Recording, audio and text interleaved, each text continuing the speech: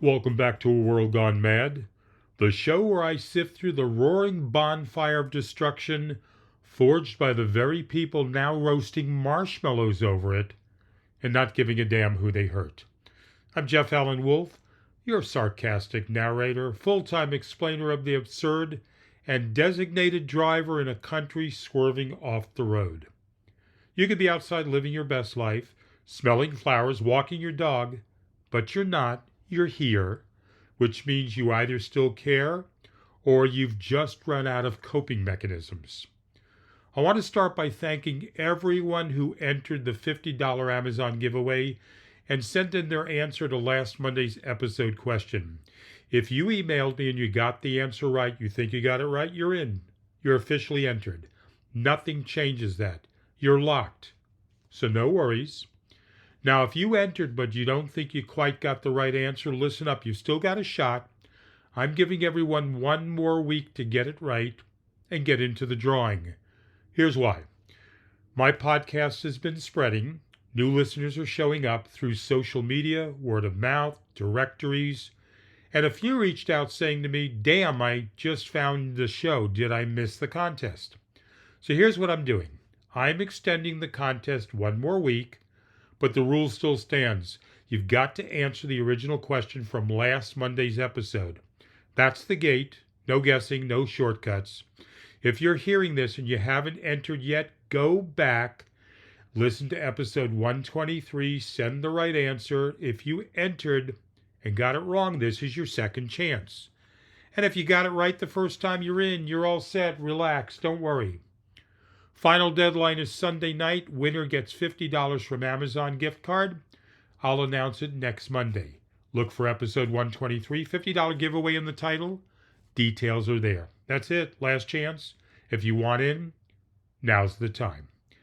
And speaking of time, apparently we're hurtling back to the 1600s because this week Donald Trump, a man who thinks courtrooms are for TV appearances and campaign stops, decided to repost a video calling for military tribunals against his political enemies. Not just hinting, not just winking, full-on reposting. Because when jailing your enemies isn't dramatic enough, just dream about hanging them on live TV. Can you get any more fascist than this? Let's talk about the story we should be talking about. Because this week, Donald Trump, a man who treats indictments like merit badges, decided to go full banana republic and repost a video calling for military tribunals against his political enemies. Military tribunals. As in, let's take journalists, prosecutors, and political rivals, run them through a courtroom designed for war criminals, and see where the rope lands. Not metaphor, not satire, not buried in some weird post at 2 a.m. He reposted it on purpose in daylight to his followers. Because apparently when you're insecure like Donald, the next best legal strategy is medieval justice with a flag. I mean, imagine being so desperate, so cornered, so absolutely owned by the legal system that your next move is, what if we tried the entire Justice Department at Gitmo? That's where we are. And the scary part, his base eats it up. They don't blink, they just hit like. They scream, finally. Because this isn't just about Trump's paranoia anymore. It's become a shared fantasy, a revenge cartoon for people who think the real problem in America is too much accountability. We used to mock places that did this. You know, countries where political opponents disappear, trials are held in secret, outcomes, come with a rope or a rifle.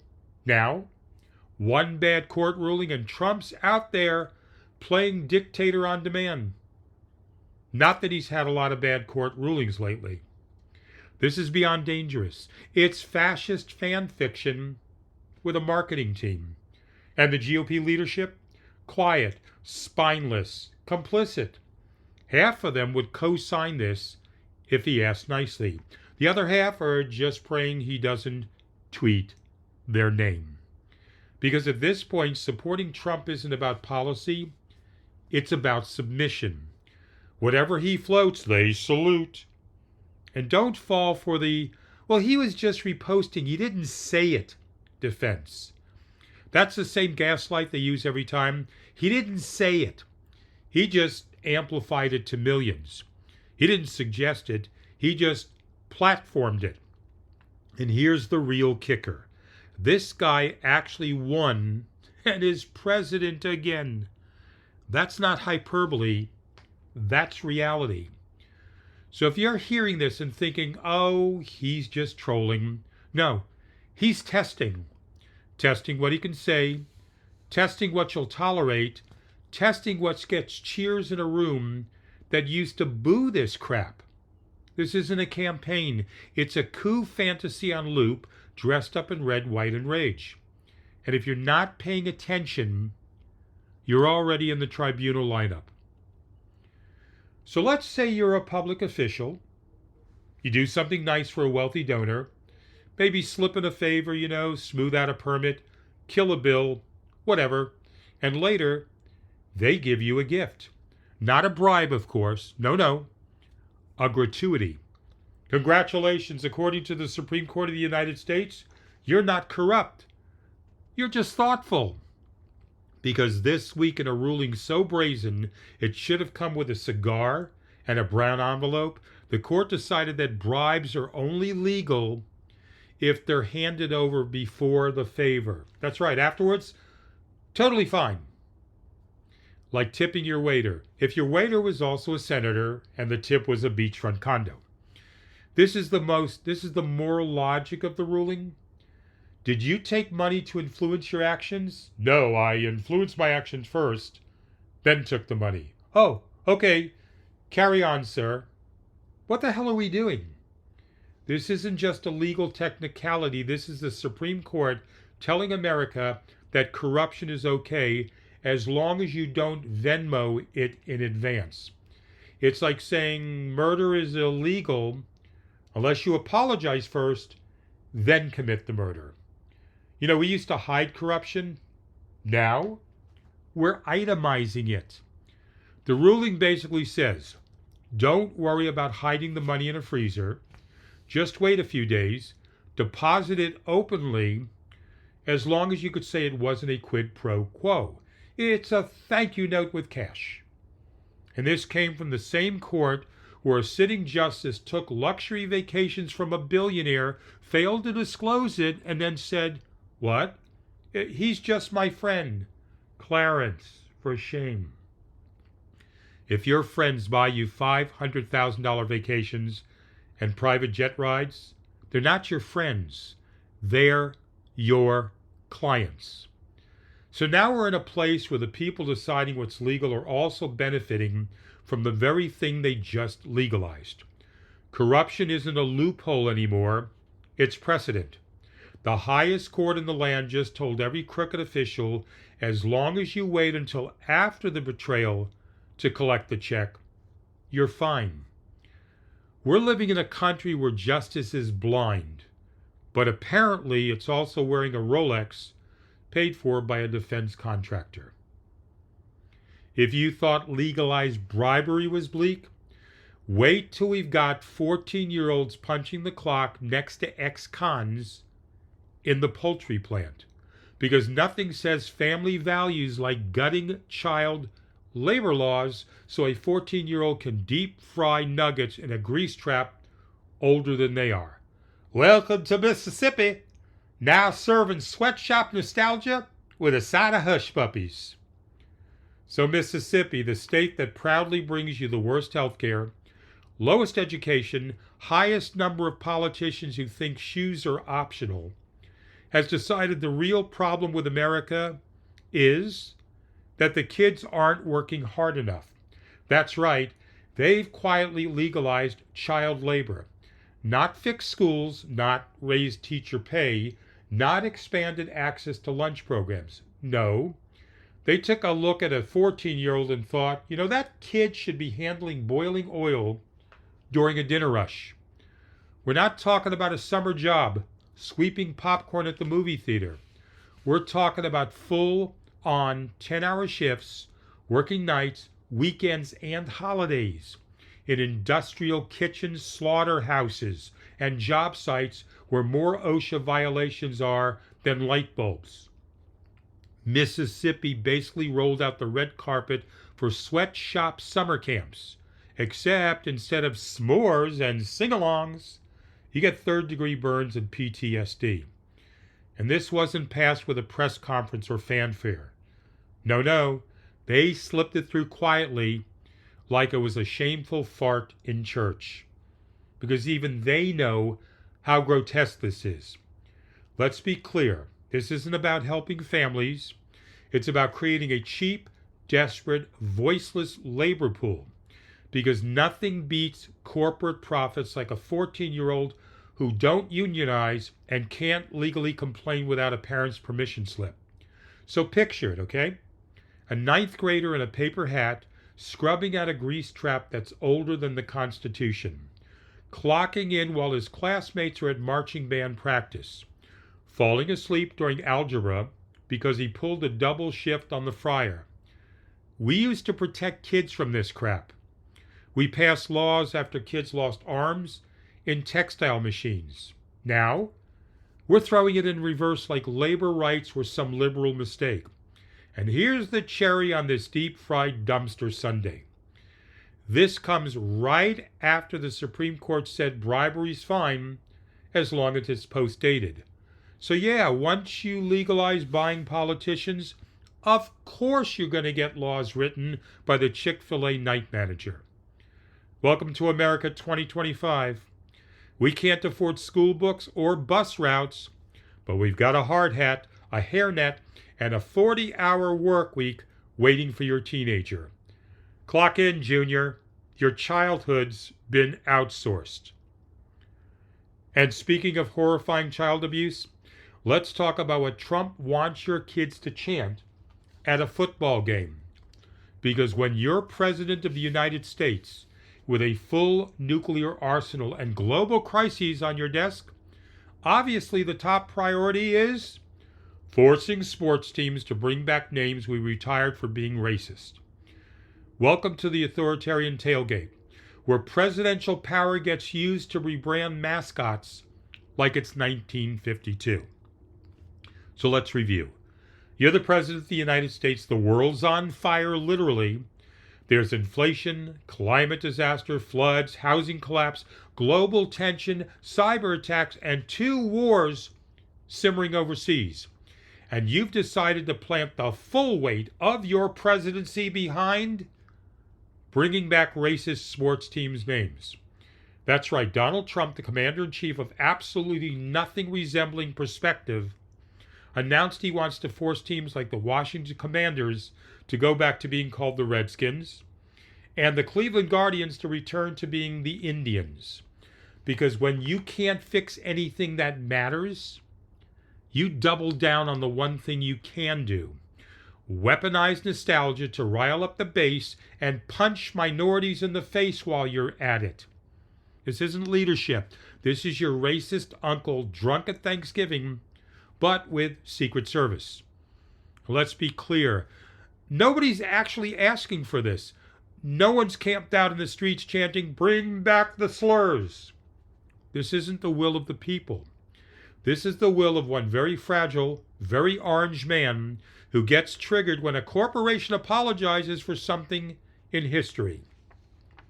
Trump isn't protecting traditions. He's just pissed that the culture moved on without his permission.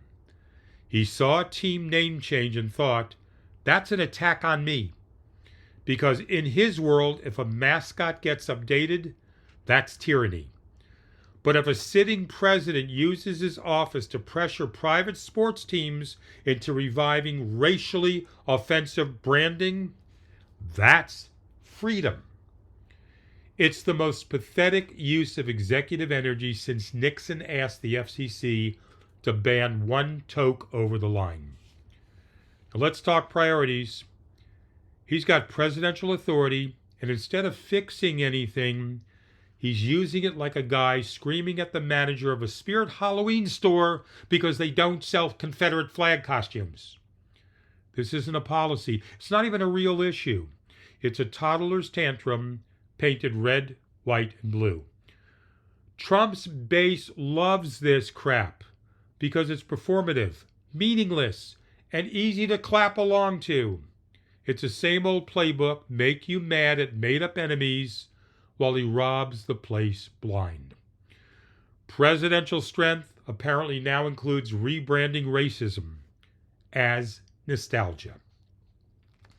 And finally tonight, if your week wasn't unsettling enough, let's sprinkle in a secret Trump-Putin meeting, some Beijing paranoia, and the faint smell of global collapse drifting in from the east. Because when you're totally not colluding with authoritarian strongmen, the best place to prove it is behind closed doors, with 0 cameras, while Taiwan panic buys missiles like it's a Black Friday sale at the end of the world. So let's just lay this out. There are credible whispers, not TikTok rumors, not blog-fueled nonsense, that Donald Trump, the actual sitting president of the United States, may be preparing for a private meeting with Vladimir Putin. No advisors, no press, no transparency, just 2 authoritarian cosplayers with nukes, delusions, and matching beefs with democracy, getting cozy while the rest of the world peeks through the blinds, clutching its chest. And the craziest part? Nobody's denying it. No one in Trump's administration is out there shouting fake news. It's just quiet, suspiciously quiet, like the sound of duct tape being peeled off a hard drive in a Moscow hotel room. And sure, maybe it's just a casual little chat between pals. Just a friendly catch-up between the guy who invaded Ukraine and the guy who invaded the Capitol. What could go wrong? I'll tell you what could go wrong. Everything. You think this is about football team names and sweatshop nostalgia? No, this is the real game. This is the moment where we stop pretending that Trump's chaos is funny and start realizing it's a global goddamn liability. Because while you're worrying about gas prices, school boards, or your 401k, the President of the United States might be in a side room with an enemy head of state playing "Let's make a deal" with your democracy. And guess who's watching? Beijing. And Taiwan's not just watching, they're panic ordering missiles. You don't do that unless you believe the guy in the White House might let Putin blow something up just to see what happens. This isn't diplomacy, it's geopolitical arson. And we've seen this movie before. It's called Helsinki 2018. And the sequel doesn't end with popcorn. It ends with sanctions, silence, and Russian troops on someone else's border.